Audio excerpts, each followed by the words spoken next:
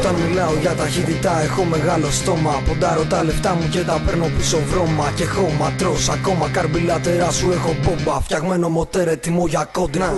Όπως ο μαύρος αετός αλωνίων δίχως τα φώτα. Μηχανάκι που γαμά χωρίς καπότα. Κυλώντας πάνω στην άσφαλτο. Κάνω συχνά τον αντίπαλο να παίρνει πουλό.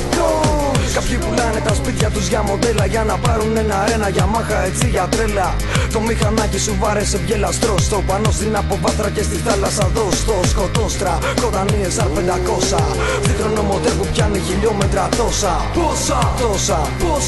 Πόσα δεν φτάνει το κεφάλι σου να βάλει μωρή κλώσσα. Κατά τις 11 η κόντρα είναι στημένη. Και το τσακάλι στον καράζ δεν περιμένει. Είναι Honda RR 900 και πες του πιτσιρίκου στον τερματισμό τα αρχίδια μου να πάρει. Στην εκκίνηση ποτέ δεν πατινάρει. Ανοίγει πρώτη Δευτέρα, τρίτη τσίτα μπορεί. Κάνε στην άκρη μωρή. Κάνε στην άκρη μωρή.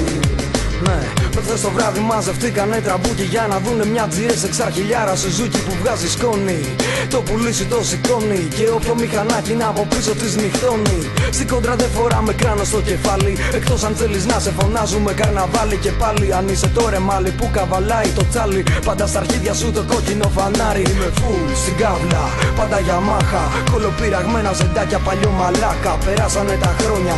Στη νέα είσοδο πριν έρθει αστυνομία μιλάγανε τα πιστόνια. Έχω δει και μία κόντρα μαγκάκο πάνω σε ράγες. Ήταν δύο εντούρο που τότε παίξανε τις άδειες. Καλά ματιανά μηχανάκια γαμάνε φάρες. Και μην κολλάς με αυτά που λένε οι παραμυθάδες. Παίζουνε πάντα τα λεφτά. Σ' αυτό το τομέα σε κυνηγάνε μπατσικά. Η πίσω θέση σου δεν είναι για μουνιά. Είναι για να ξαπλώνεις ανίδα για χιλιόμετρα. Το μοτέρ πασένει στράψη. Το μηχανάκι στα 200.